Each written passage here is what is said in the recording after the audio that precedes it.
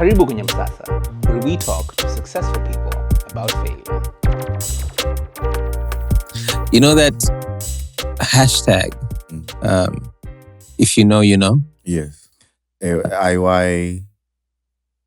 IF. If. Yeah. IY. K. YK. Yeah. If you know, you know. Our guest today is an expert communicator. Our guest is one of the greatest madmen we've ever had in this industry. Our guest today is on media. He's ceremonious, although he doesn't like being an MC very often. I don't know why. He's really good at it, but hey, it is what it is. But more specifically in the context of creative marketing, if you know, you know, had a face. It will be Bob Mongi. Hey, bro. Karibu Kwenye Msasa. Asante. It's a pleasure to be here. Thank you for having me. Awesome. So, Bobby. My brother. Tell me, in your opinion, what's the greatest gift you've ever been given by another human? Like tangible gift or gift? Well, Given by a human, a fellow human being. By another human being, yes. What's the greatest gift you've ever been given? Could be tangible or non-tangible. That would have to be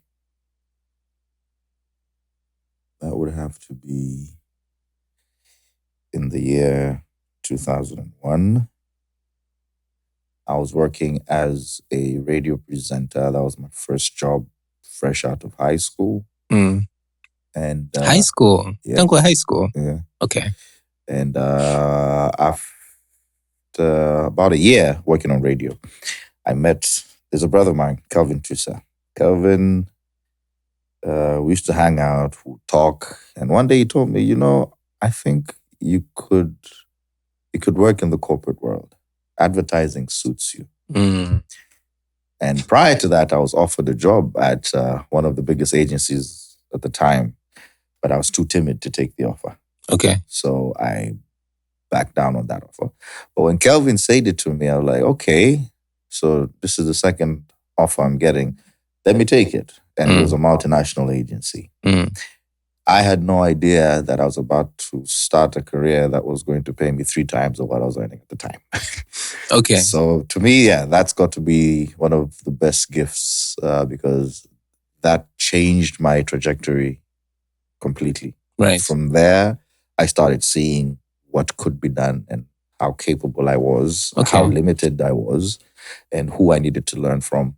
And Kevin was one of the first in the corporate world. Okay, so you started in radio and then went to advertising. Yes, radio, TV, and then advertising. Radio, TV, and then advertising. Yes. So ulianza wapi? Clouds, huh? I was at Clouds, but while I was at Clouds, Seven, Christine Mosha, he used to be a field reporter for Mnet. Okay. And I think she was moving on to other things and she was asked to recommend. And she recommended me. I went for the audition. Actually, it wasn't an audition. It was more like an interview. Okay. And I got the job. Yeah. So that was my part-time hustle, side hustle. And those are good times. That's very cool. Yeah. So after that, that's when Kelvin pulled me into advertising. Okay. Yeah. And when you got into advertising, yes, was it immediately copywriting or did you? No. I didn't start as a creative. I started as a junior account executive. Really? Yes. You did account management? Yes, I did. Well, you are charming, so I guess. I did account management. Okay. So we were handling some telcos and banks. It was more telco, yeah. Did that for about a year and a half and then went back to media. Okay. And then you missed media or you just got tired of the advertising? No. The company winded up. It winded up and there was an offer. In media. Yeah. So I joined East Africa. I worked with them. Yeah. And then went back to advertising again. So I was always radio, double dutching. Media, advertising. Media, advertising. Okay. Yes. Why do you think agencies shut down like a lot? Because local ones die very often. Very few go past 5 years. Actually, many don't even make it to 3. But on top of that, very few past 5. And then the gap between 5 and 10, even fewer, who survive 10, 11 na kuendelea locally. Hata za nje lakini zikija mzee zina fold. Yes. Sana. Is it like a very volatile business or? It is volatile, but there was a golden era where the advertising world was doing very well, and if you were in it at the time, if you owned an advertising agency at the time and were good at what you were doing, you'd get paid a pretty penny. What era is this? What year? This is between 2008 to about 2015. 14, 15. Kikwete era boyish. Yes. Yes. The budgets that were being approved were big budgets. And creatively, the agencies were allowed to be creative. But then as the years went, there was this notion that creativity is you don't have to work in an agency to be creative. I could be the client and also be creative. Okay. So I can have a department, hire my own in-house team. Yes. Do exactly what we've seen a lot of that lately, right? Yes. Yeah. Yes. Banks, telcos. Yeah. So, they have their reasons. I can't speak for them, but from a creative standpoint, to answer your question, why do agencies struggle? I think it's because the economy changed. The economy changed, and most companies chopped down their marketing budgets significantly. Yeah. At a certain stage over the years, and when that happened, advertising agencies faced the brunt of that. So you either had to cut down on your rate card or cut down on your people, cut down on your costs, running costs. So so with that and the clients wanting to be the agency, and wanting to limit your creativity as a creative agency, I think all these factors contributed. Yeah. Okay. Yeah. So who discovered that, hey, account management, cool, but I think you should write? That has got to be my brother, Rashid Tenga. Okay. Rashid, so it was Clouds, and then I went to Mnet and Clouds at the same time. And then I left. I went to Footcon and Belding with Twissa. When I left there... How long was that firm in Tanzania? FCB, I think 3-4 years. Maybe. Okay. Uh-huh. Maybe more, maybe longer. I might be wrong. So Rashid and I worked together at FCB. Yeah. He was a copywriter? Yeah. Yes, he was a copywriter. Okay. And then when there was an outfit set up called Creative Eye, I joined the team. That's when I started doing copywriting. Okay. Yes. Okay. And then, that's where it started. But given my background in media and I love music. Yeah. And kuongea redioni ile nadhani it makes you a good storyteller. Yeah, it makes you conversant as well. Yeah. So I guess putting those thoughts and ideas into writing wasn't really a struggle. Yeah. Okay. Can you paint me a picture of how you grew up, Bobby? Ooh, that's a long story. Well, this young man was born in a family of 4. I have an elder brother and a set of twin siblings, and I happen to be the last born. Okay. Yeah. The twins, are they identical? No, they weren't. Okay. Our sister died. So it's just my 2 brothers and I think. Okay. Born to a pilot father and a cabin crew mother. Yeah, they met in the air. And they got high off each other. That's nice. Yeah. So, I grew up in Nairobi, my early years.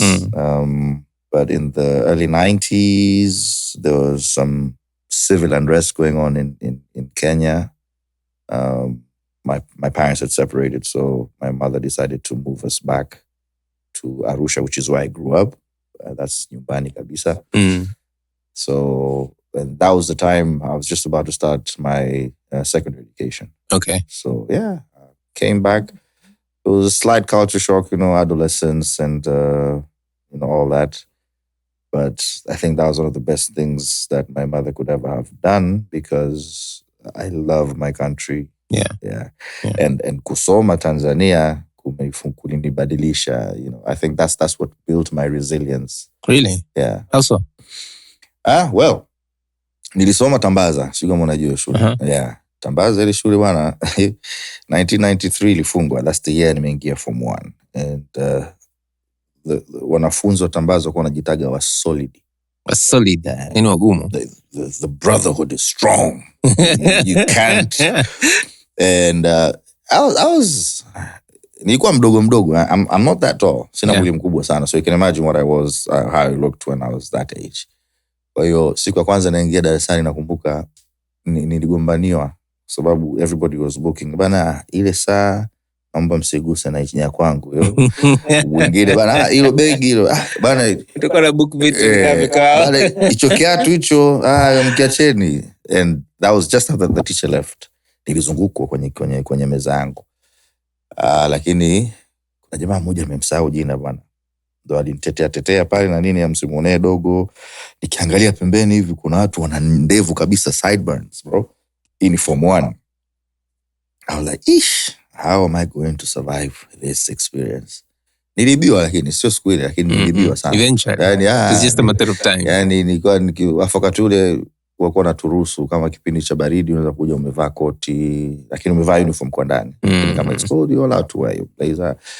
Wakati wa break unaweza kuvaa kofia yako nini. Kwa hiyo unakuja na New York Yankees, White Sox, Unyamwezi ni ambapo ziliondoka nyingi sana. Walipita nazo.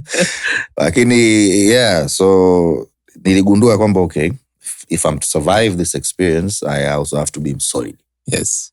Kwa hiyo pale ukakamavu wangu ulipoanza. And I was like, okay, so you can't be soft too nice. So I had to toughen up. Ilikuwa ni boarding, huh? No, ilikuwa ni day. Lakini kuna fujo ilitokea. Tambaza walikuwa ni wanafujo sana. There's an incident of kuna mwanafunzi mwenzetu alifanya fujo. Tukua kuna fujo yani kwenye mechi za mipira na nini. Those things zikitokeaga yani ugomvi kwa ni lazima. Sasa kuna vurugu ilitokea baada ya mechi gani sijui ilikuwa na Azania or something. Huyu mwanafunzi akagombana kwenye daladala na konda. Akapigana naye konda akafa. Yeah. So konda alivyokufa akaitwa Puzo. Puza. Either one of the two. Puza akakimbia akaenda zake nyumbani ili kutafutwa nini, akaamua naye kucommit suicide. So that was the second last straw before wa disband ile shule. Then baada Puza kujiua ikaja ikatokea pale shule ya Muhimbili na Tambaza kuna ukuta ulikuwa unajengwa kwa sababu wanafunzi wa Muhimbili primary walikuwa wanasema kwamba wanachokozwa sana na wanafunzi wa sekondari wa Tambaza. So shule ya Muhimbili wasema wanataka kujenga ukuta, lakini ule uwanja tulikuwa tunautumia pia. So there was that, kwa nini na ule solid sasa kwamba siku nakumbuka there was a day tuko darasani wakawa wanasema twende tukavunja ukuta kwa maujenga hadi kama sawa hapa. Twende tukavunja ukuta. Kulikuwa na walimu pia wanahusika ni no wanafunzi tu. Ni solid crew. Lakini sasa usolid ni kwamba you have to show solidarity. Umeambiwa trend ukabaki darasani ukikutwa ni yeye halali. So like okay, so mimi nikatoka na mimi naunga tu store imevunjwa, mwenye kuchukua sijui slasher, mwenye kuchukua sijui whatever it is you can get twende. But yeah, there was a mini type of riot. And I think that was the last straw. Serikali ikasema no, shule tuifunge. Tutawapangia allocations tofauti wanafunzi. Kwa hiyo yeah, mimi nikapangiwa Ilboru Sugar. Yes, right next door to nyumbani.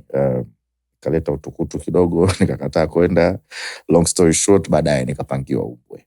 Okay. Lakini Umbwe nako, that was where now I learned hard work, teamwork, survival skills. Unaoga maji ya baridi mlimani. Acha bwana. Umbwe was an experience. Mti safi. But yeah, from there after Umbwe nilipita Rushaseki kidogo. Don't ask why. I'm just giving you my story. All government schools. And after that, after graduating from 4, nikaenda Dakawa High School. Very good government school. For 5 and 6. 5 and 6, yes. Yeah, that was 1998. So ile tumaliza 2000. Tumaliza tu. Clouds came.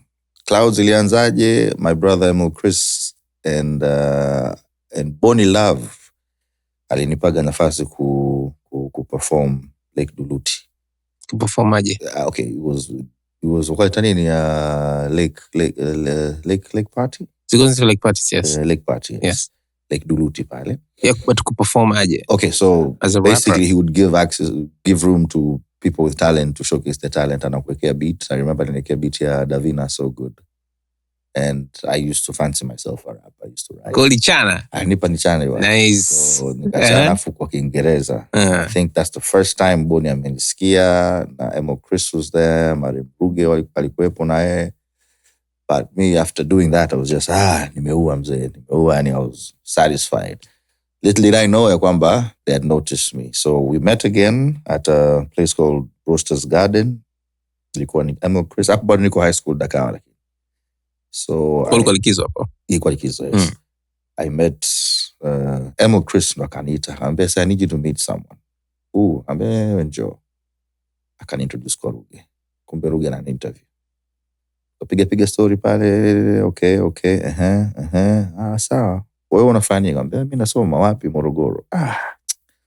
Yani ulikuwa unasoma yani una kazi yani next week unaingia hewani. I'm like, okay, lakini namaliza soon. Ambe ukimaliza tu njoo. Yani sio nicheki, njoo. There's a job waiting for you. So yeah, that's how it started. Namaliza from 6, just like joined Clouds FM. And then the movie began. Picha ikaanza. If it had to be a title of a movie, what would it be? Hey, Bob West Goes to Town. Bob West Goes to Town. Nice. Okay. That's the name Kakaboni used to call me. Kwa sababu unajua watu Arusha sisi tuna swaga yetu fulani amazing. Yeah. Kwa hiyo there's a time kivurugika kidogo nisipokuelewa nasema Bob West huo ni umekuwa Bob West sasa sio Bobby. Yeah. So you basically go umeweza kufanya kazi mapema. Yeah. Umeweza tu 6 slip up. Actually iliniletea ugomvi mkubwa sana because my mom had plans for me and I had options. America was not one. And even if it was nisingechukua, lakini my options were those Germany and Canada and the UK or Australia, but mostly Germany and Canada. To go and study what? She was pushing me to do law. Okay. Yeah, but I wanted to be an entertainer. Okay. Yeah, and I was like, no, you know what? Shule pause kwanza. Let me ngoja sijajipata bado. Nijitafuta. So hapo kidogo tulivutana lakini because I had a job offer, kiubishi I just went for it. Yeah. Okay. There are lessons I had to learn the hard way, but no regrets. Okay. No regrets. So basically my next question would have been exactly that. Yeah. What are the lessons that had to be learned because of that decision? The lessons that had to be learned are lessons that I'm trying to teach my firstborn. As a young man, when you're young, you have the energy. When you have energy, you have speed. But with all that energy and speed, you need to have accuracy in where you're heading. Wanting to move faster than knowing where you want to go get is the biggest mistake that most young people make. Okay. And so unajikuta utatumia muda mwingi sana kujitafuta hadi kuja kujipata. Yeah, so that to me, but still I don't regret going the media direction, the entertainment direction, because that gave me room to discover my my capabilities at their fullest, because I did go back to study eventually, but it was 8 years later. 8 years later. 8 years later. Nice. And what did you study? Mass comm? Bachelor of Arts in Film and Media Studies. Karibu kwenye Msasa, where we talk to successful people about fame. Nice. You did film and media. Yes. That's very Too cool. theoretical though. University of Cape Town. Really? Yeah. It's not applicable? Any of the knowledge Well, can't be... applicable, very applicable, but not practical enough. Not applicable practically. Applicable. Like, you know how to think about it, but you can't quite do it. Yes. You'd still have to start from scratch practically. Okay. Yeah. That's challenging. Why? I'm going to enough field experience. No. They used to select very few kuwapeleka kwenye electives ambazo ni more practical, like production. Yeah. Okay. And that I had 1 year to go, and we'll get there. Okay. We'll get there. Yeah. Okay. One of the things I'm not too proud of doing, but yeah. Bobby, both the media, especially mainstream media, that is still relevant, at least has been relevant for the past 20 years, and zingine more recently, yes, as well as advertising is a very young industry. Yes. Kimsingi ndo imesimama inaanza kukua. You know, if it was a baby growing up, ndo amemaliza teenager ameanza kuingia kwenye 20s. This is advertising, yes. And in that particular context, whether or not you like to hear this, you are one of the OGs. I think yes, okay. Yes. Your question. Mm-hmm. Thank you for the compliment. I appreciate it. And what has been like the biggest evolution you've seen since it was an idea and then it became a thing, and there were agencies that were doing great work, yes, and people were surviving off this thing, to digital coming in, budgets going down, more new faces and new voices and new talent coming in? What has been the evolution of advertising in this market? I can't really speak of that as an expert, but I'd say the evolution of advertising in Tanzania, there are a lot of things that, advertising agencies used to be predominantly traditional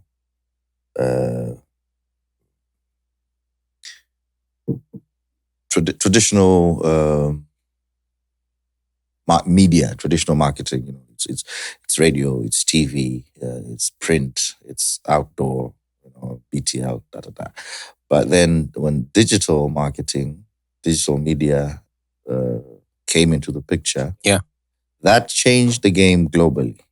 But there are a lot of factors that traditional marketing is still important. Yeah. But from a creative perspective, naona kama vile tulianza vizuri na mbunifu alikuwa anasikilizwa, alikuwa anapewa nafasi ya kutengeneza kitu ambacho wanaamini kitafanya kazi. Na mteja akawa anasikiliza. The client would listen that, okay, this is a good concept. If you tell me it's going to work, I believe you. You're the expert. So I will follow you. The expertise was appreciated, I guess. Respected, appreciated, and remunerated accordingly. Yeah. But then there was, ikafika sehemu, it's kind of like wakaanza kuchukulia poa kwamba si hii inaweza kufanyika, you know, hebu mlete mtu mweke hapa in-house, hebu mweke huyu, alafu client naye anajiona na yeye ni creative, anachangia ideas. Kwa hiyo hapo amekubana kwenye ubunifu wako, amekubana kwenye malipo yako, alafu bado unapumuliwa begani na digital ya kwamba these things are changing. So there are those agencies that managed to change with the times, and there are certain agencies that couldn't.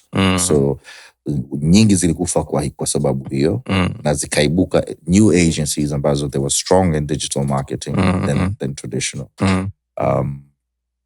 Lakini I don't want to speak from the business part. I want to speak from the creative perspective. Kitu kikubwa ambacho kwa maoni yangu mimi kimeua creativity kwenye advertising industry ya Tanzania ni ile kudhani ya kwamba audience, market ya Kitanzania inahitaji kuwasilishiwa ujumbe kwa the simplest of ways. Yani ukiwa too creative unaambia hiyo bwana itawapita juu, hawataelewa, it's too complicated. Who said wa Tanzania ni wajinga hiyo? Tunaitwa wabongo. Bongo is brain. You get what I'm saying? Lakini sasa mteja kishaongea vile, umejipinda, umekesha na timu yako, umesuka kitu chenu, you have to go back to the drawing board to water it down.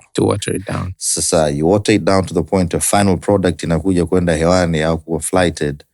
Ukiangalia it's approved, imelipiwa, lakini there's nothing great about it. Wow, there's nothing. You know? I feel like that comes from fear from the client side. Yes. Because when they say hawataelewa, is yani the opportunity cost of being so creative is if they don't get it, we just spent this much money to produce this thing and air it for this long and ujumbe wangu hujafika. Yes. And so the person who does or says stuff like that usually maybe is not the final person who's actually signing that contract or that check, but is probably anahemewa. Nadhani the problem is sisi wa Tanzania tuna shida moja, and I'll get to it. Lakini mchawi anayetafutwa sie. You might blame that the audience hawaelewi, but how about maybe your product is just weak? That's also possible. You understand? My job as a creative is to sell your product. Yeah. You bring the product to the table. Yeah. If you bring a weak product, it's my job to do the best to sell it. Yeah. With all its weakness. Sasa mteja akiona kwamba bidhaa yake haiuziki, badala ya kuangalia udhaifu wa bidhaa yenyewe, anaanza kulaumu udhaifu wa creative. Labda kwa sababu you're too smart, your concept is too witty, to water it down for the maybe you should go back. Acha kuiga mwenzako anachokifanya. Hiyo ndo shida ambayo sisi I'm getting to my point ya kwamba shida yetu Tanzania ni kwamba we are experts at imitating.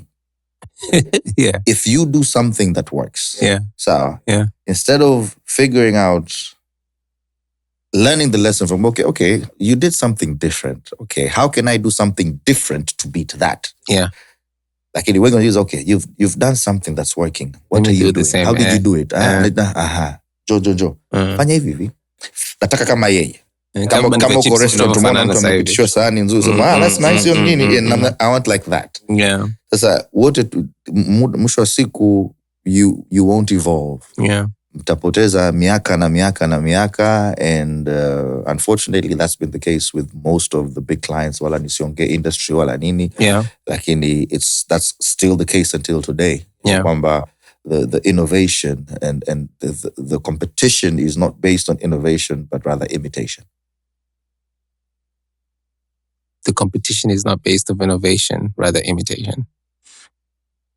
Kwamba I will say the same thing, just try and package it in my brand colors. Not even package it better. Package it in my brand colors. But I'm saying the same exact thing. From a business angle, is it possible it's working? From a business angle, who said it wouldn't work if you didn't go about it that way? What about it differently? It's a good point. It's a good question. Yeah. I don't know. I don't know either. Because I'm not the client. Right? But yeah, it does get boring. Yeah. And when it's frustrating. As a creative, I think those are the most frustrating times. Like a creative is like a soldier. Umeambiwa, this is the brief. It's not your job client service department can go back with all the questions ambazo team imetoa if you have an organized structure. Right. Lakini the brief is the brief. Yeah. Sometimes the brief is a crappy one, but it's your job as the creative department to make it work. Yeah. What's more frustrating is you did your best to make it work. Brilliant idea. You take it and be, water it down. Too complicated. Hawataelewa. Hawataelewa kweli. Hawataelewa. Who said? Watanzania wana akili bwana. Wana akili sana. Yeah. What has been the most fun creative job that you've ever had to be a part of? Can you enjoy the process from creation, brainstorming, the bad ideas and the good ones, execution, and then the campaign was like, Agri in Clifford, yes. 2013. Ilikuwa ni campaign ya Zantel, which was our biggest client at the time. Ilikuwa ni Bongo Star Search, was sponsored by Zantel that year. And we had to go and shoot a big budget. It was a big budget production. We had to go and shoot this in India. Because the budget was so big, tuliwapa added value, tukawaambia tutatengeneza other small ads, but 9 more. 9 more small ads. Yes. So basically 10 ads. 10 ads. And we did these 10 ads in 5 days. Nice. In India. Hapo kipindi hicho digital ishapamba moto. Imeanza kuchanganya. Yes. But yeah, that to me, and I was head of production at the agency at the time. I traveled with the client, and that was an experience. Yeah, that was an experience. And the ads are good. Kuna tulisample. I don't know if you know Antu Mendoza, okay, that's the model that we use. Ili tulisample wimbo wa King Kiki, Niko Njiani.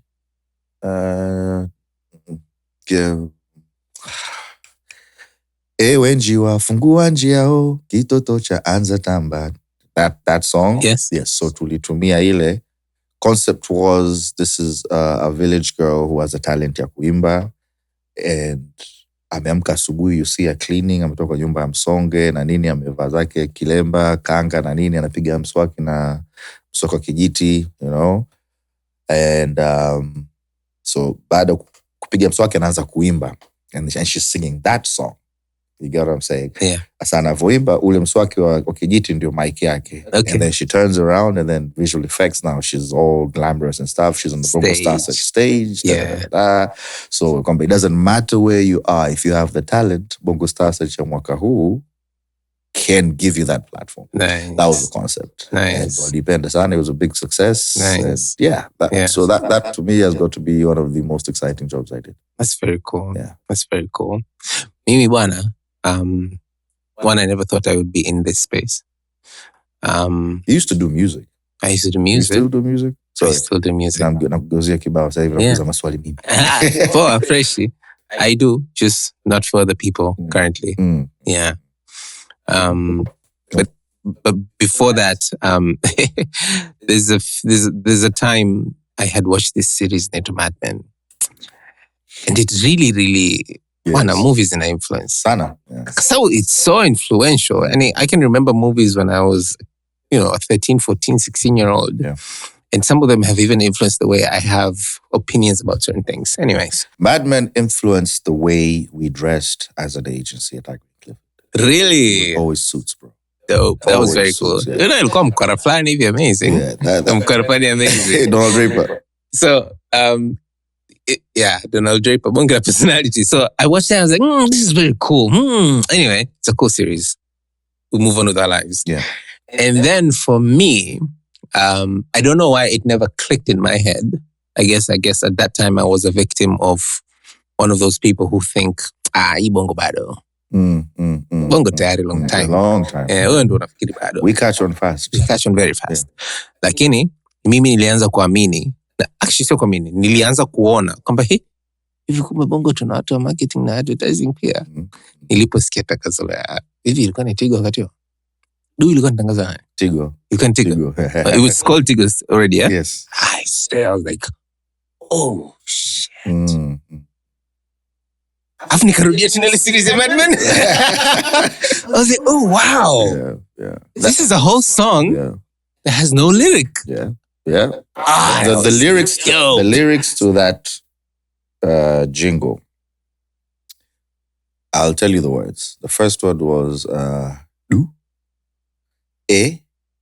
bwana, a, and yeah. So six sounds. Some apart from buana, none of them are words. So Yeah. that's what the jingle was made of, a cappella. And we showed it those an announcer. This was the brainchild of yours truly, my brother Rashid Tenga. He's quite gifted when it comes to creative marketing. Nice. Yeah, that was his idea. Wow. But I was lucky enough. Now this, when this was happening, the agency I was working with when I was with him, it was FCB. I told you, then went to Creative Eye. Creative Eye, yeah. Yes. So when I was in South Africa, I came back on vacation, and we would keep in touch every time I was in the country. And he was like, "Yeah, by the way, bwana kuna hii kazi hapa tuipige tu tusipige." I'm like, yeah, let's go. Yeah. I'm like, but I need a main character. I'm like, do I fit? I don't know. Let's try. And we tried it. Actually, kwenye ile tangazo, all I was supposed to do was just say, do. But the reaction I made when I was saying do, the director was like, do that again. No. With your eyes, yes, do that again. So every time you say do that with your eyes. I have big eyes. I didn't intend for that to be, but like just ushangaa to say do. So Oye Mungu akwambia nakupa vipaji gani? You understand? Little did I know that. Director said, I want that. So every time there was me saying do, I had to pop my eyes up. Nimeamka from my sleep, do, macho, But yeah, that was good times. Yes, 20. Yeah. I don't know if I was answering your question or you just got excited to talk about. No. I was just sharing a moment where I was like, oh wow, this was something. This was something that made me start wondering and realizing that kumbe vitu vipyo. Maybe we'll see. But what I do want to ask you is, in your 20 plus years career, yes, can you share a moment when you were most afraid? Yes, I can. I was afraid because I found myself in a situation that I put myself in without, it wasn't deliberate. And so this was a situation. I was lucky enough to work for a multinational organization, another multinational organization. But I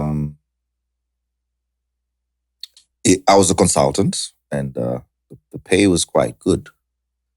But as I said, the economy changed. So most clients were chopping down their budgets. Yeah. And so that affected how agencies were operating, and they had to let go of some of their staff and stuff.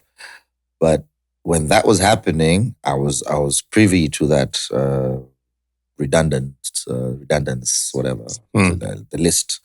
So I asked, I'm like, am I still needed? Just let me know in advance because I'm a consultant anyway. I just, bora nijue mapema nijipange. And they're like, no, we need you. If anything, we want to confirm you because you've been a consultant for 2 years. Okay. So I'm like, oh, great. Cool bananas. We'll talk when the time comes. And the time came, my contract got to its end. And the lady came from Nairobi, kaja kuniona. She had a meeting with me. I left home that day knowing it's just another day at work. And probably I'll come back home with a contract.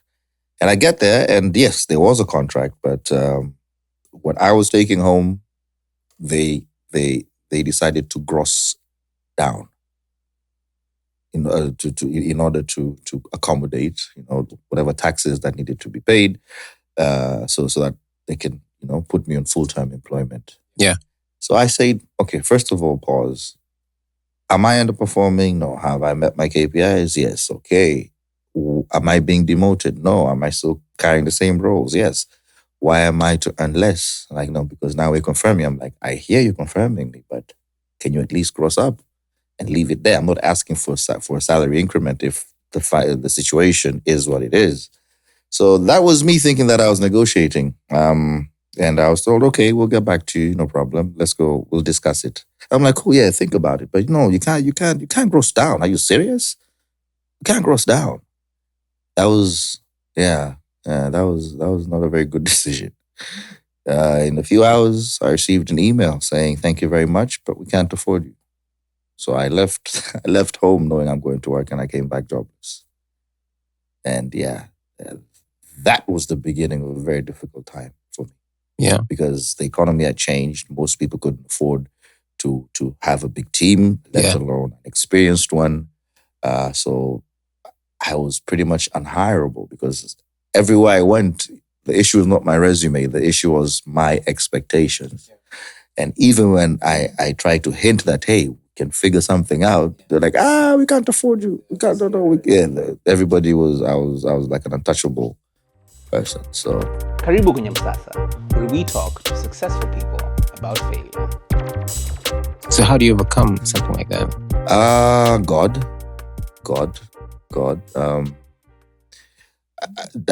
God, because that was just the beginning of a series of many unfortunate events for me. Okay. Because that happened and a lot of things on a personal level took place that were quite difficult to deal with, including the death of my parents. Yeah. I lost my parents in the year 2018. I buried my father on the 1st of December and my mother died on the 5th of December 2018. So mind you, I lost a job. I've got problems, personal problems, and then I've got my parents dying. That was very difficult. So if you ask me how I made it through that period, it was God. Mm. It was God. Yeah. But also I had good people around me. I had a good network of friends, a very small circle, not too many people, but people that I knew had my back, people I knew would be there if I needed them to be there for me, even just by talking, by listening, Yeah. By tolerating me where I needed to be tolerated. But God helped me get through that. Yeah. So, for instance, is your faith in God something that grounds you, or is there more? Yes. Or is there like something else? Not No, it's God. God, I think I came to realize one thing. Yes, God does keep me grounded, has had me grounded all my life. It took me a while to realize, but I'm not I'm not a preacher, but I do believe, and what I'm about to say is something along the lines of how we're supposed to believe.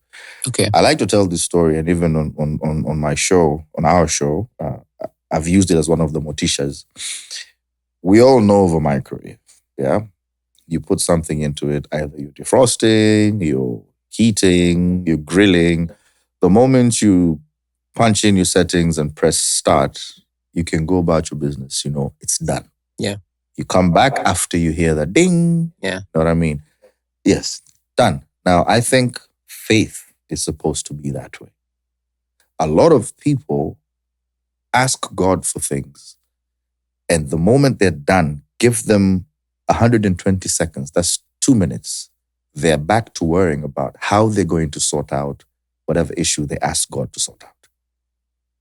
Do you believe in a microwave more than you believe in God? That's a very important question you need to ask yourself. I believe faith should be pray on something. Once you've prayed on it, believe that it's going to get taken care of and go about doing what needs to get done to take you there. But don't live like a doubting Thomas. Like, sasa itakuwaje? Imeisha, ushamwambia, get me out of this. And every time I've asked God to do that, I've come out of it.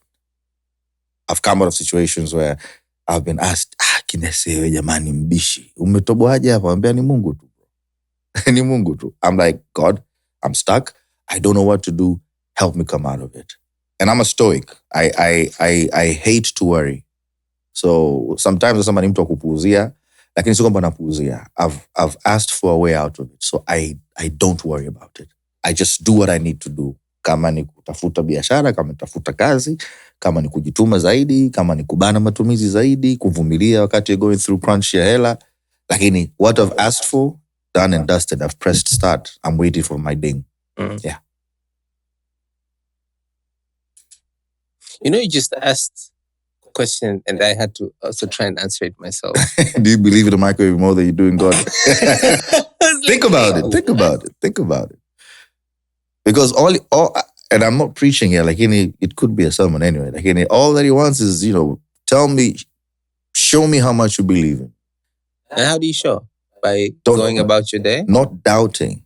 Not doubting. Not doubting. But unlike a microwave, because a microwave does the job. In this particular context, you pray and you have to play your part.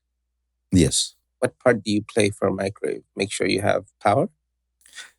Make sure you have something in, whatever it is, for the would microwave still to heat even if there wasn't anything in, because you're punching in a time in the setting. Well, okay, now you're making me preach. We, as Christians, we believe that, and I believe all human beings are made in his image. Yes. So he is us, we are him. So in believing that he's going to take care of it, you are believing that he's given you the ability to maneuver through whatever murky waters you found yourself in. You understand what I'm saying? So yes, you are the microwave, or you may be the piece of chicken that's in the microwave. Yeah.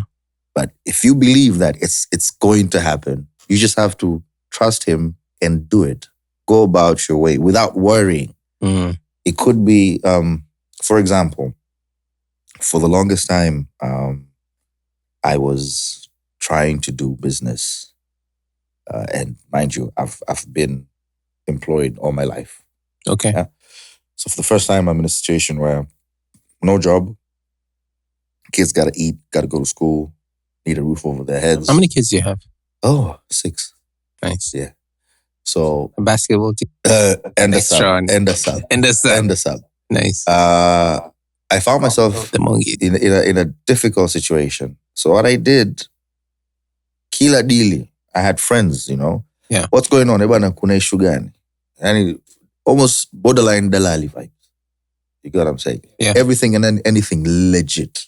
Ukifanya. Twende kazi. Yeah. And I did this, but I never closed anything. Yeah. But there was this one time where I was falling back on something really important that I needed to pay for. And now this is not just, there are like several incidents just like that. Okay. Which is why I'm saying I'm speaking from experience. I just handed over. I'm like, dude, this is my dude, eh? Yeah. Yo, dude, and I'm stuck. I don't know how I'm going to come out of this one, but I need this real bad. Nafanyaje hapa? Yeah. Lakini you know what? I know you got me. Mimi naendelea kupambana, lakini mimi nimekukabidhi. I need to come out of this mess. Yeah. Bro, I received a phone call like hardly 5 minutes later. This is true story. True story. Mama Harold can testify. Yeah.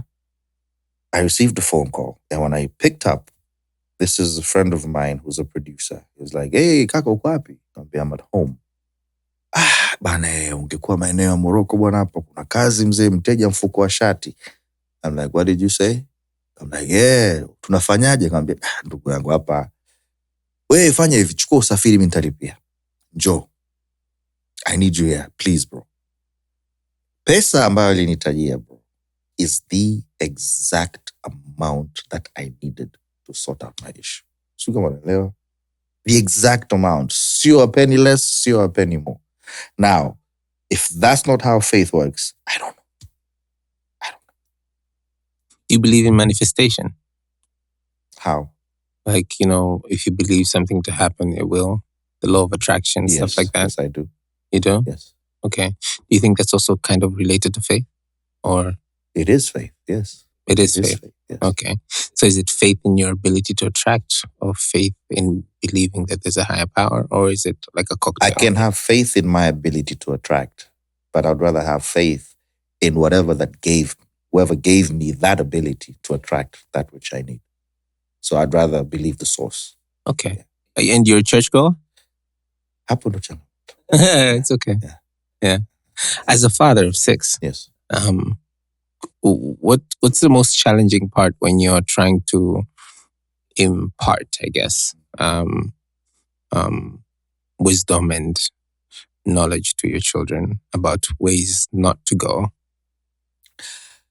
Especially now that I'm pretty sure some of them are teenagers. Yes. Oh, I've got a set of 4 teenagers. Yes. Okay. One adult. Yes. 3 teenagers and 2 toddlers. Mm. Yeah. Is a 7-year-old a toddler? No. But they're young. Yeah, or around there. What I came to learn is that every human being is unique. So if you have 6 children, you cannot deal with all of them the same way. You can be saying the same thing, but differently. Yeah. For instance, my eldest is the most tolerant of all my kids. He has tough skin. He has his weaknesses, but his strength is that. So I know how to deal with him because he will persevere even when he doesn't need to persevere certain things. I'll be like, no. Step up, push back. Don't be a pushover. Yeah. You know what I mean?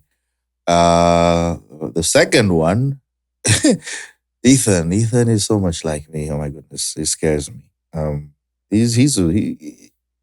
He's very not rebellious, but oh my god, anasound. Yani dogo anajua kunipanga. Yani yeye trust you me. You think I talk? This young man has a gift, but he's also very naughty and he's a teenager. Kwa hiyo bado anajitafuta. But now how I deal with him is very different compared to how I deal with his elder brother or his younger sibling after him. His younger sibling after him is very unique, quiet. This guy can make anything entertain him. Can make anything entertain him? Yes. And there's no power. Hamna mtu around. He will sit down and just have conversations with anything. You're like, hey, and start singing, mpole sana.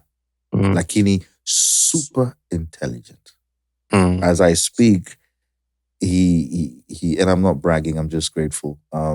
He's been chosen to represent his school in a mathematics competition in the US in January. Nice. You get what I'm saying? So you let me sinaga shida naye. He's the one that will wake up in the morning, make his bed, and not switch on the TV until his siblings are up. They've had breakfast. Then they'll sit down and do their studying for the day. And then after he's done with his studies, ask for permission to watch TV. Lakini wenzake wengi. Yani dad is not around, TV itawashwa, video game itachezwa, kitanda kitaachwa, things will be left lying all over the place.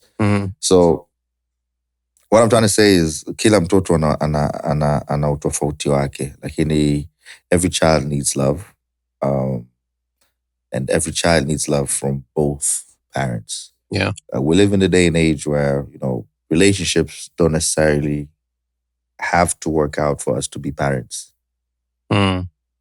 But unfortunately, a lot of relationships have gone sour, and so did the parenting. Demonizing the other parent. I don't believe in that. I believe we're human beings. I believe we make bad decisions, and even if some of those bad decisions were getting together with someone, a child is never a bad decision. Yeah. You know what I mean? So I lead with love and understanding, and I try my best to impart that on them. It's very nice. One of the reasons this show is called Msasa is because of basically maana ya kitu kupigwa msasa. The job that sandpaper does, it's smoothing things out. Yeah. Right, before you put that polish and shine. Is there a bad decision that when you look back, ilikuwa ni msasa wako? Yes. This one. Yeah, this one, even when I think about it, I want to slap myself. So I got married, and that marriage didn't work out. But when I was pursuing my degree in South Africa, I was a married man, and I was a very faithful married man. I would come back home after every semester, every vac. I would come home. I had options to work, but my family was more important. So I would come with my savings, shop for the family and the kids, and come back home. However, things weren't going as I wanted them or as I expected them to go. And At school, at work, I or know at family? home. At school, everything was going perfectly. Okay. Yeah. Siyasapata mara moja. Things were going well. When I came back home, I had to make a choice. Well, I made myself make a choice between going back for my last year or staying back and fixing my marriage. And I chose a marriage that fully tanked hardly 2 years later, meaning I sacrificed a degree for For a partner. Yeah. That has got to be one of the biggest mistakes I ever made. But here I am standing, and bit of an end. Were there like flags, red flags at the time, or there was no way you could have seen it? Love is blind, bro. Love is blind. And but I guess, there are these things, as I say, maisha wana, you learn as you go. There's no formula to saying. There are people who got divorced at 80 something. You've lived with a woman all your life, you've had children, you have grandchildren, and you're in your 70s. There is no formula to this. Flags can be seen, some flags cannot be seen, but if your heart is into it, you'll only see what your heart wants you to see. Yeah. But as someone who's been married, Yes. And it's been like a What are Christian the marriage. flags? Yeah. Like it's a Christian marriage, right? Yes. So now you theoretically and ideally, it's a bond approved by God. So you kind of want to fight for it before you have to make that call. Trust me, I did. Right? And I'm sure you did.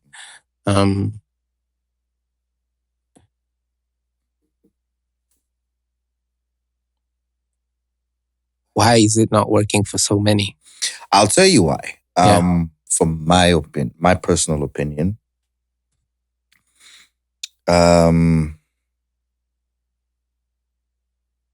human beings are selfish. And there's a point where it's okay, but when you have decided to be partners, to partner with someone, there is no me, there is no you, there's us. Now, in being us, we have to fit in the same pot and not be at loggerheads. I have to respect you, you have to respect me. Now, why is it that today there are so many marriages that are not working? Expectations. Ladies, don't shoot me, but feminism. Ooh, dear feminism. You've killed so many marriages. And you've blocked so many from happening. I believe that a woman should be respected. I believe a woman is capable of anything. Let's say if it's a matter of work, can do anything a woman can do anything a man can do. So long as she's educated, she has the same qualifications, it's not a problem. But there's certain things a father can teach a child, a mother cannot ever. She can raise a child on her own, but there's certain things a father can do, a mother cannot. And there's certain things a mother can do, a father cannot even dream of. So both are necessary. When we start feeling like one is more important than the other, or one can do without the other. And God forbid that you are capable of going about it that way because, you have the resources to do so. Yeah, marriage is tank. I think tuache kuwa binafsi na tuache kudharauliana. Tuheshimu mchango wa kila mtu. Matatizo yapo. People fight, There's an old man who once said he's been in his marriage for over 50 years. Was it 40 or 50 years? But he said the secret to the longevity of our marriage is mama yenu anavumilia ujinga wangu na mimi navumilia upumbavu wake. Mm-hmm. I'm stupid, she's ignorant. Yeah. But I tolerate her ignorance and she tolerates my stupidity. Yeah. You get what I'm saying? Yeah. That's how it should be. No one is perfect. But when you want a perfect mbona fulani yuko hivi, mbona fulani yuko vile, usinibabaishe bwana, mimi naweza kufanya bila, okay. But at the end of the day, who are you going to? I don't know, man. That's a complicated thing. It's a complicated question. But if we stopped being selfish, respected each other a little bit more, communicated a little bit better, defended trust a little bit more, and did things together more. It's sad to see people build houses together, and the moment you fight, anakwambia basi tuuze nyumba mimi niondoke.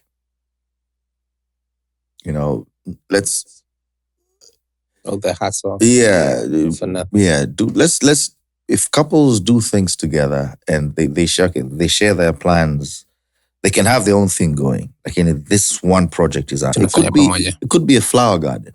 Yeah. Yeah. That creates a sense of bonding that is different from the one they share in bed. Yeah. It's different from raising their kids. It's like a reminder that we have a pact, you and I. Yeah. You know what I mean? But they talk, they communicate. I'm pissed off, I'll tell you. I'm happy, I'll tell you. I'm sad, I'll tell you. I'm depressed, you will know. Because I talk to you. I trust you, no matter what. You can be gone. You could be out at 2 a.m. in the morning. I'm not bothered to call you. I'm like, uko kwenye pombe zake huko, or whatever. Yeah. You know what I mean? Trust, Yeah. But the biggest of them all is respect. A lot of young couples don't respect each other. A lot of young people don't respect themselves. Karibu kwenye Msasa, where we talk to successful people about failure. You know what I mean? So why are many marriages not working? I would say the lack of those factors I mentioned, like in respect being the biggest of them. Yeah. I want you to think of, let's say 2003. Yeah. And 20 years difference. Bob wa sasa na Bob wa 2003. If you had the power, or rather the superpower, what would you change? I would tell Bobby of 2003 to embark on his education early. Okay. Because you're going to like 208? Yes, 208, yeah. So yeah, namwambia anza chuo sasa hivi, moja. Pili, namwambia slow down on the ladies. Okay. Pull the brakes kidogo son. But you know what? When I really look back, nisingemwambia badilishe mengi, labda speed tu. Speed ya kila kitu alichokuwa anakifanya. Lakini speedy meaning what? Like going too fast on everything, extreme on everything. Slow down. Yeah, I would have told him to slow down. Slow down for the sake of clarity? No. That to some extent, but yes, yeah. Clarity, because yes, you make with clarity you make better financial decisions. And among many others. Yeah, so yeah, you're right, clarity. Okay. So then now, Bobby, who are you becoming? A middle-aged man. What? A middle-aged man. Yeah, but like in the context of life overall, not just your age. What do you enjoy learning, and what do you enjoy having had learned that you can apply as you enter this new phase of? Thank you. What I've learned and what I'm learning every day is that it never stops. Learning never stops. And anyone can teach you a lesson, young and old. The arrogance of, I've lived longer, I've seen more, what do you know? Oh, there's a lot that you may not know with your age, being older. So I've learned to listen more. Actually, that's one of the going back. It won't be a listen more. Yeah. It won't be a listen more. What have I become? I'm trying. I know that I'm a family person, and my kids come first. My kids are the reason why I do anything that I do. Even when the resources may not be readily available, I see the future for them. I see my future through their eyes. Okay. You get what I mean? Like, that's what I live for. And so I think I'm appreciating being a father more every day. Waking up, healthy, able to go about my business is something I'm always grateful for. Because I've lost a lot of my friends. As recently as 2 months ago, I lost a very dear friend of mine. So being alive is a gift. So I'm learning to appreciate the gift of life more than I used to. I take almost nothing for granted. But then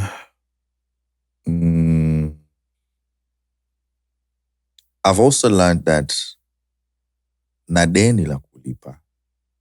I have been lucky to be in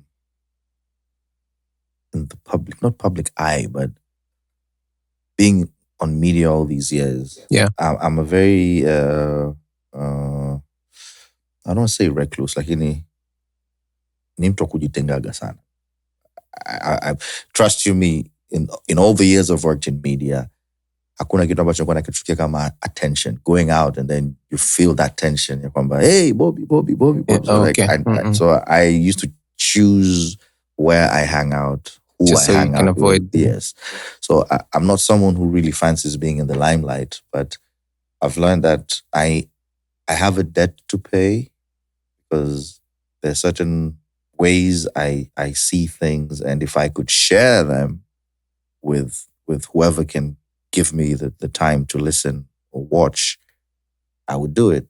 And there's no blessing that I'm so grateful for as the one of my brothers and I, Evans and Chris. Yeah. We are like triplets. We've known each other for we've known each other for over 20 years, and we have a very similar. We have a shared vision in terms of where we see we can go, but who we take with us. That's what's one of the most important things to us, and that is a blessing. It's a gift. So what am I becoming? I think I'm becoming more responsible, and I'm more measured in terms of what I put out there, how I communicate. I mean, I'm a human being. Sometimes I lose my cool. I do have a temper. I'll tell you that. But yeah, I'm becoming. Every day is I try to become a more responsible version of me, and not just for me, but for those around us. Yeah. Wow. Damn, nigga. And I'm not a politician. I'm not getting into politics. You're not getting into politics. No. All right. But I love my country. CCM. So we have a segment in our show. The segment is called Njia Boxing. Okay. Yeah. So this is the it's a short segment where we would typically take a deep dive into a particular subject. Okay. The areas of focus vary depending on who we're speaking to. As a subject matter expert in communications, copywriting, Yes. media, advertising, production, I would like us to explore a theme along the lines of ideation. Okay. Ooh, brainstorm. Brainstorm. I love brainstorm. Yeah? Can I have some more tea, please? Yes, you can have some more tea. Yes. The theme I want us to go with, Mhm. actually for the next couple of episodes, Okay.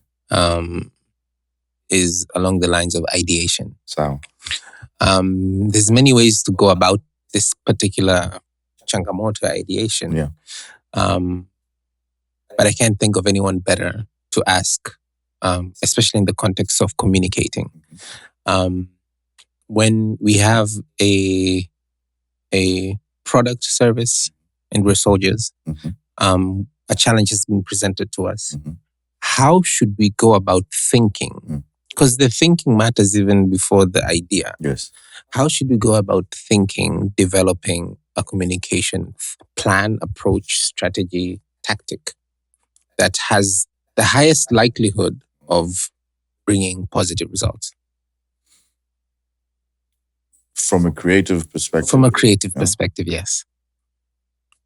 That's a very broad question, but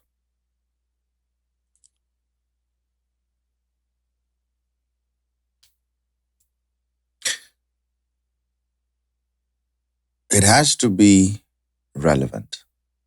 First thing, it has to be relevant. So for it to be relevant, you need to understand both your client and your audience. Who's your client? Your client might be asking for black, but what they need is white. Your client and your audience. Yes. Black and white. Understand? Your audience might have never seen either. You understand? Yeah. So you're like, okay, since the audience needs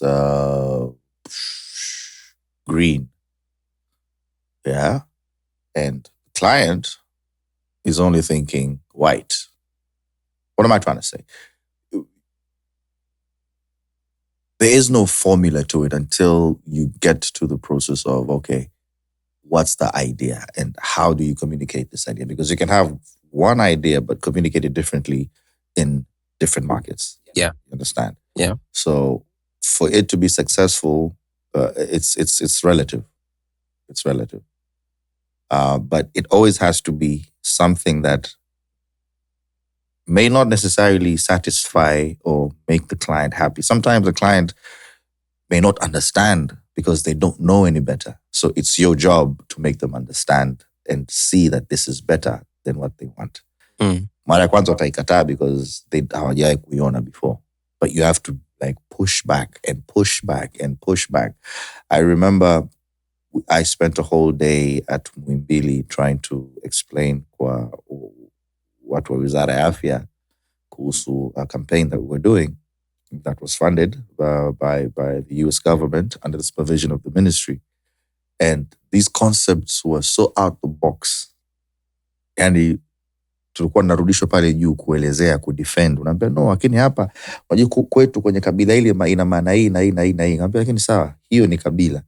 Lakini kwa ujumla wake kwani tunasema hichi tu mara this one element is all you see. In totality, what do we mean? Yes. You know, so you have to defend, and ilichukua muda lakini mwisho wa siku ilitumika. So understanding what the client needs and knowing how to give them that. You don't have to satisfy them immediately. They may be dissatisfied because they don't know any better. But if you can change the mindset of a client to understand and then make it work, then you've done a job. You're not just delivering what you are asked to deliver. And what about the development of the idea? The process? Yeah. Well, the way we used to work is when the brief comes in, first the client service team will there were two ways of doing it. Okay. Either the client service department will go to the client with the creative department to get the briefing, or the client service department will go to the client, get the briefing. If they're astute at what they do, then they will put the brief together for the creative department. Right. And then the head of the creative department will sit down, go through it with the client service department. Not his whole team. Yes, the head. Sometimes with the whole team, but not always. And then after that, the whole office would take time to now brainstorm on the idea, on the brief. Well, how do we go about it? So the creative league is, okay, these are the different approaches we can use. But I remember there was a junior account executive. His name is Anesu Chasosa. Mm-hmm. He came up with a slogan or an idea. I can't remember what campaign it was, but we're just throwing questions. What do you think? What would you say? Even the tea lady can be involved. Yeah. That's how ideas come to fruition, because trust you me, wewe unafanya campaign ambayo target audience yako ni mtu anayepanda daladala, mtu ambaye hana gari, sawa, mshahara wake labda ni chini ya 100,000. Halafu dada mfagiaji au mlinzi, unaona huyu nikiongea naye hichi kitu hataelewa, lakini that's the same person you want to communicate. That's the same person. That's the person you're supposed to involve. Yeah, so because they would understand the pain points better. Exactly. Yeah. So I believe it's teamwork. So in bringing the idea to life, anyone can throw in that money idea. Like the in film, there's the money shot. You know, that eureka moment can come from anyone. So it's how you lead the brainstorming process that determines how you arrive at the idea that you're looking for. I'm thinking about a brief. Mm-hmm. Are there questions that if you have the right answers to, makes the brief simpler?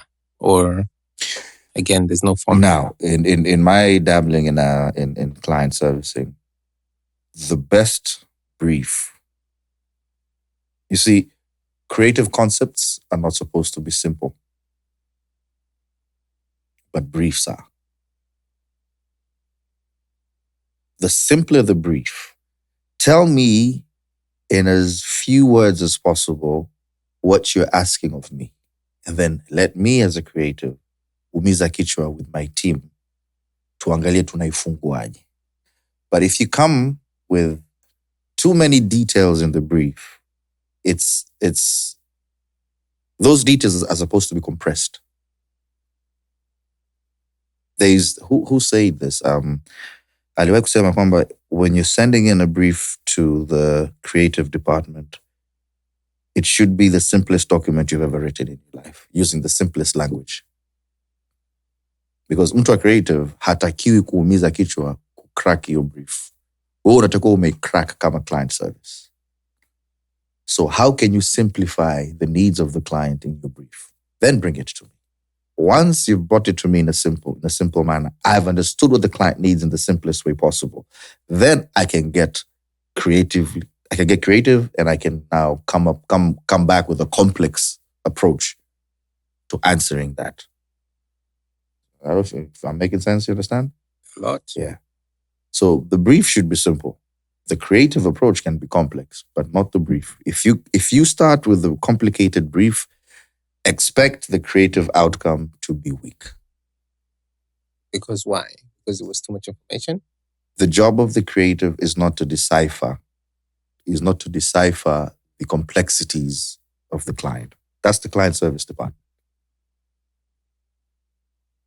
Client service anatakiwa ajue, this is a complex client, matakwa yake ni 1, 2, 3. That's the client service department. Creative hatakiwi kuingia in that world of mess. Client service anatakiwa ichukue ile, I simplify. Kwamba okay, ukishajua there's so many things, lakini you can note down what you can reduce, afu ukacombine it, simplify it. You come to a creative, listen, huyu bwana anatoka hapa, ana shida ya hii hapa, kwa hiyo anataka kufika hapa, tunafanyaje? So unajua alipopita ni hapa, alafu hii alikuja na hii, alafu kuna hii hapa pia, alafu juzi kuna kile, alafu sasa hizo zote hizi hajui tufanyeje. I'm like, why are you giving me all that information? How is that going to help me creative? Sema tu simplify the request. Because a creative should not think like a business person. Yes. Well, it's good. It's good if you can have creatives who can wear both hats, but it's tasking. Let the creative have enough room to go crazy with ideas, not crazy with deciphering client issues. I know what you need for the client. Okay, let me see what I can bring you. I'll come back with 10 ideas. I'll come back with 5 ideas. But I can't come back to you with that many ideas if I'm thinking of your client's problems. That's your job as a client service person. So the brief should always be as simple as possible. Bob. Yes. Asante. Cheers, man. Thank you for having me. Thank you for having me. You took me back to the advertising world, man. I took you back there. You belong there, man. They don't want to hire me. You can't run from who you are. They don't want to hire me. They don't want to hire yourself. Yeah. Yeah. Karibu kwenye Msasa, where we talk to successful people about failure.